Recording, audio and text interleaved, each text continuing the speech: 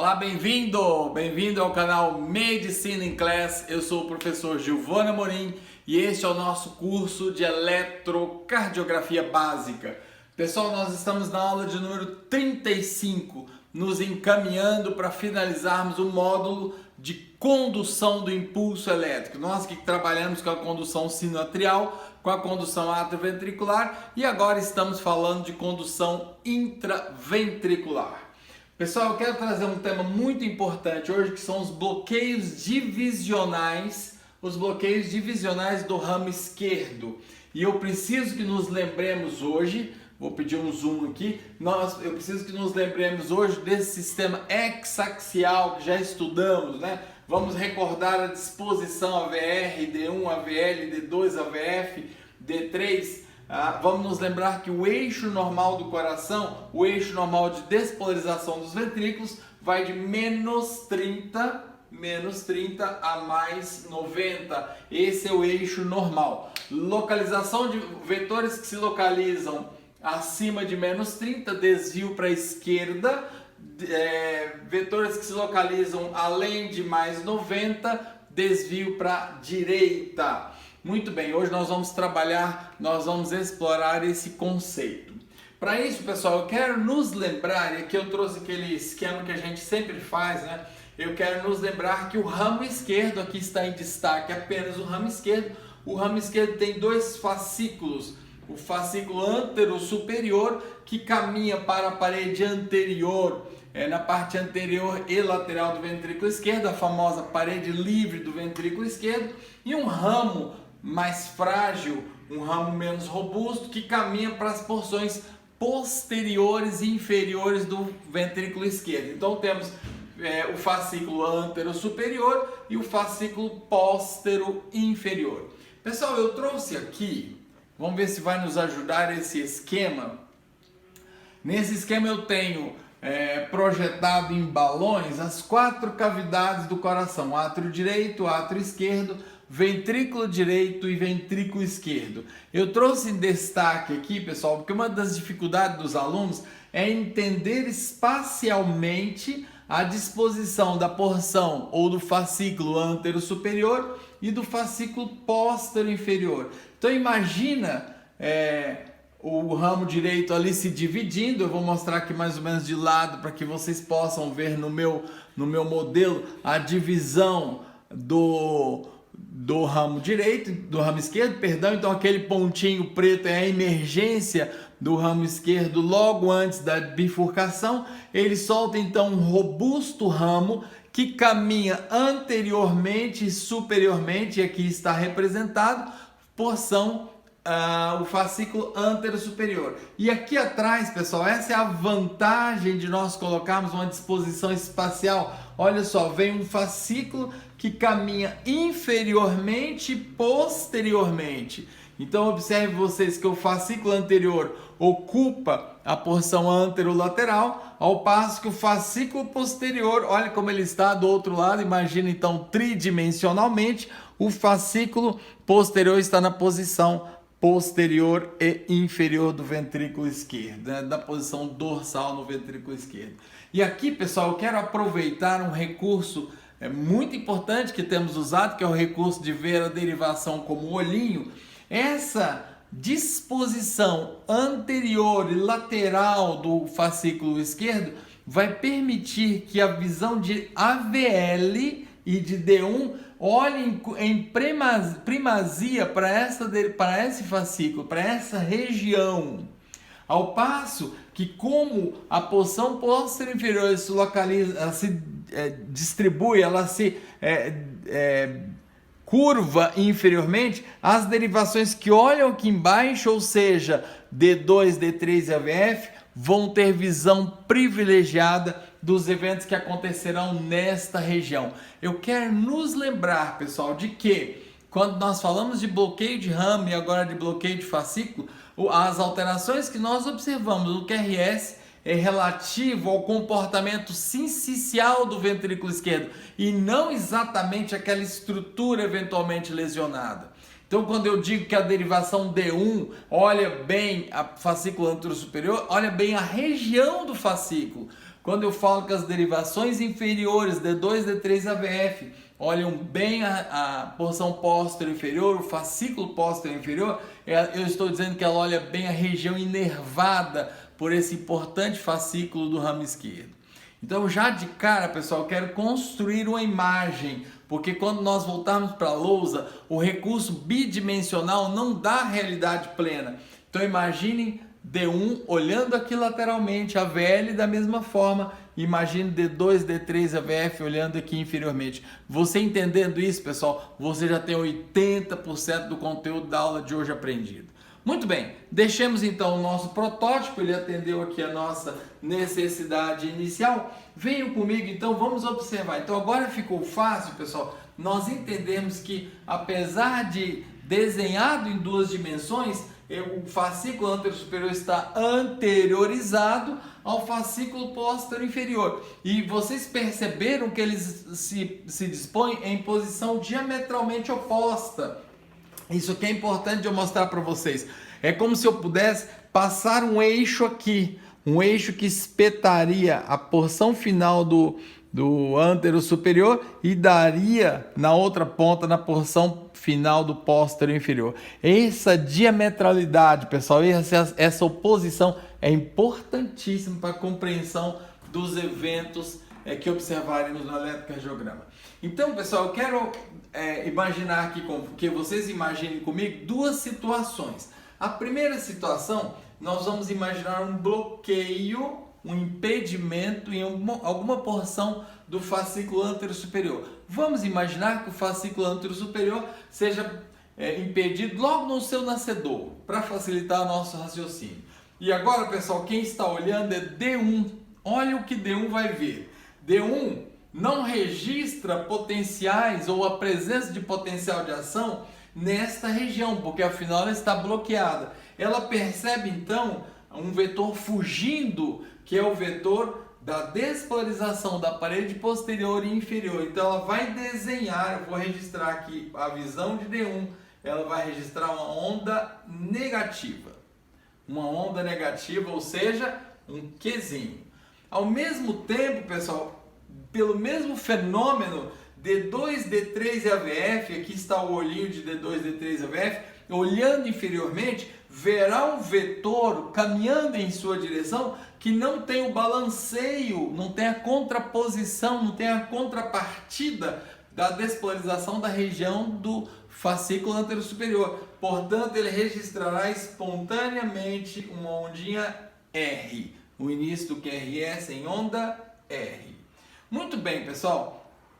Depois de despolarizar a região inferior do ventrículo esquerdo, inervada pelo fascículo posterior inferior, agora de baixo para cima, de trás para frente, vem a despolarização fibra, bastante lenta, bastante emperrada, gerando uma onda empastada, uma onda que vai se caracterizar pela sua amplitude positiva sob a ótica de D1, que vê essa onda lentamente aproximar do seu ponto de observação. Da mesma forma, D2, D3 e AVF verão fugir do seu olhar um vetor lento, gerando uma onda S empastada. Então, olha só. QRS, Qzinho, Rão, é o padrão que eu vou observar em D1, QRS de D1. Ao passo que o QRS na parede inferior, D2, D3 e AVF, terá um padrão Rzinho, S profundo. Então, pessoal, observem que aqui a gente já tem os principais eventos, as principais manifestações que nós vamos observar no bloqueio do fascículo antero superior, no bloqueio divisional antero superior. Agora vem comigo, você já está aí adivinhando o que vai acontecer no póstero inferior. Então, vamos descaracterizar esse bloqueio aqui, esse impedimento aqui, vamos liberar o fascículo antero superior e vamos agora trazer o impedimento ao póstero inferior. Então agora, pessoal, a região anterior livre do ventrículo esquerdo encontrou a sua despolarização livre e gera, do ponto de vista de D1, uma pequena onda R, uma despolarização rápida, uma despolarização que, além de representar uma massa muito mais contundente do que a porção posterior e inferior do ventrículo esquerdo, se faz de forma rápida, porque o seu fascículo está íntegro.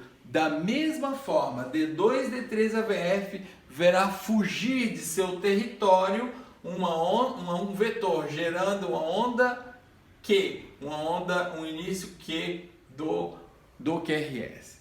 Olha só, pessoal, agora a porção anterior toda está despolarizada e vai contaminar inferodorsalmente a porção inervada pelo fascículo posterior inferior. Fibra, fibra, fibra, fibra, fibra, fibra. É lento o processo.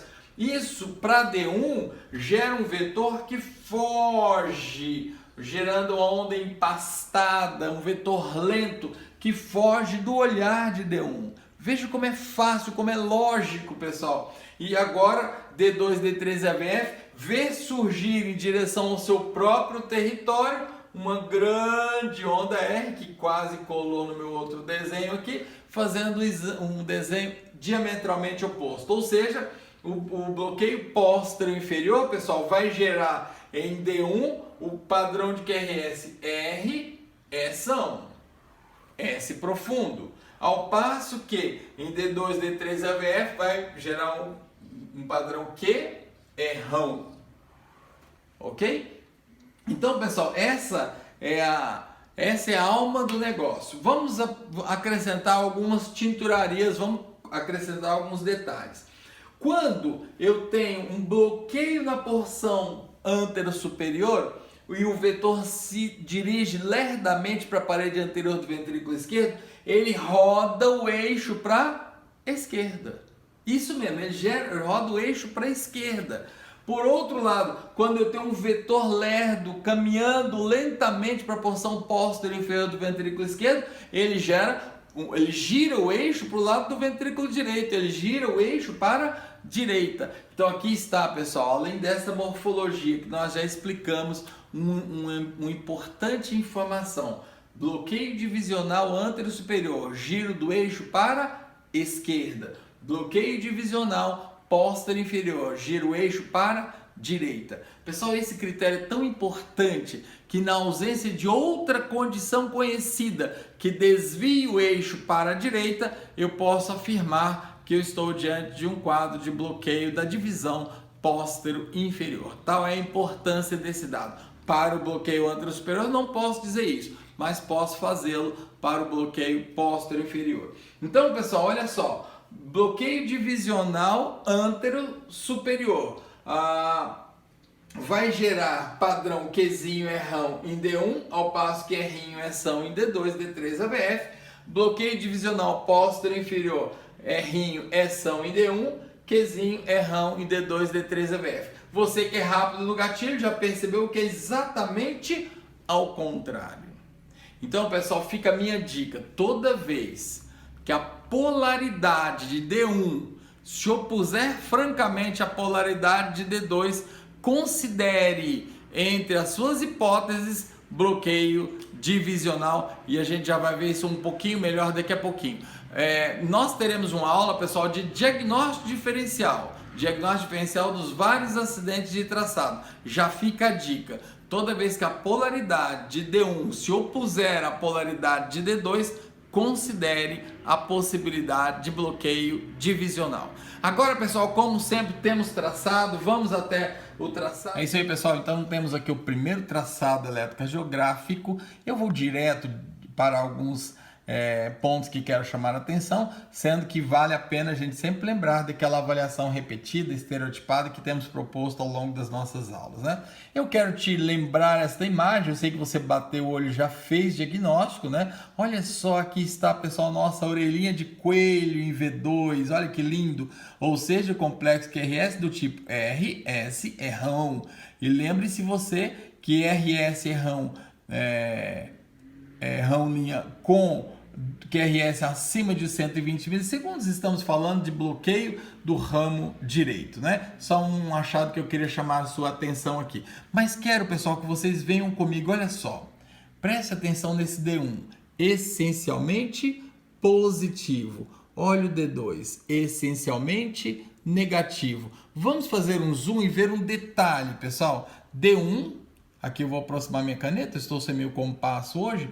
D1 esboça um Qzinho embrionário e tem um R amplo. Olha o contrário, D2 tem um Rzinho embrionário e um S profundo. Observou esse aspecto, pessoal, diametralmente oposto? Observou que D1 é essencialmente positivo, enquanto D2 é essencialmente negativo? Fique esperto quando a polaridade for ao contrário, tá? Um outro detalhe que eu quero chamar a atenção aqui, pessoal, é que o S de D3 é maior do que o S de D2, é mais amplo, é mais profundo. Observe aqui, é o dobro, né, pessoal? Pelo menos o dobro. S de D3 é maior do que o S de D2. Esse é um sinal muito importante. Olá, pessoal, quero ensinar aqui uma dica para vocês. Eu estou com espelho, é isso mesmo, ó. Vocês têm em minha mão um espelho. Eu estou com o espelho abaixo de D1, então essa primeira derivação aqui é um espelho, né? O meu dedo aqui na imagem. Então observem, pessoal, que a imagem é diametralmente oposta. Então nós temos que D1 forma um Qzinho R e lá na imagem espelho forma um Rzinho S profundo. Essa imagem que eu quero que você memorize, porque essa imagem é que deve fazer nos chamar a atenção para a ocorrência de bloqueio divisional, tanto anterior superior quanto posterior inferior. A imagem de D1 em espelho, ou seja, D2 é um espelho de D1. Agora eu vou tirar o espelho para que você observe. Olha só, é claro que aqui, pessoal, por conta da presença do bloqueio de ramo direito, não fica perfeitamente espelhado, mas a imagem é diametralmente oposto. No próximo traçado você vai notar isso ainda mais facilmente. Então vem comigo, pessoal, aqui no traçado de baixo nós temos um paciente com exatamente a imagem oposta. Então observe que D1 é essencialmente negativo, ao passo que D2 é essencialmente positivo. Então um é a alteração, um ao contrário do outro, né? Então em D1 eu tenho formação de RS, enquanto em D2 eu tenho a formação de um Qzinho e de R, tá? Um R predominantemente grande. Então observe, pessoal, nas duas condições, bloqueio divisional anterior superior e bloqueio divisional posterior inferior, duração de QRS normal, QRS até dos 120 milissegundos, 3 quadradinhos, desvio para a esquerda no BDAS, desvio para a direita no BDPI, e D1 negativo, ao passo que AVF, ao passo que D2 positivo no bloqueio divisional. E pessoal, aqui está uma marca registrada importante: R de D3 maior do que R de D2. R de D3 maior do que o R de D2. Isso é um dado extremamente importante para nós considerarmos. É isso aí, pessoal. Esta foi a nossa aula de bloqueios divisionais do ramo esquerdo. Nós agora vamos ter uma aula de conexões, de relações clínicas em relação a esse módulo de condução do impulso elétrico, e talvez a gente faça uma aula também de bloqueios divisionais do ramo direito. É uma aula menos importante, é um assunto menos importante do que a divisão de fascículos do ramo esquerdo. É isso aí, pessoal. Obrigado pela companhia, obrigado por esse tempo junto. Vamos juntos aí aprendendo eletrocardiograma. Um abraço e até mais. Tchau, tchau!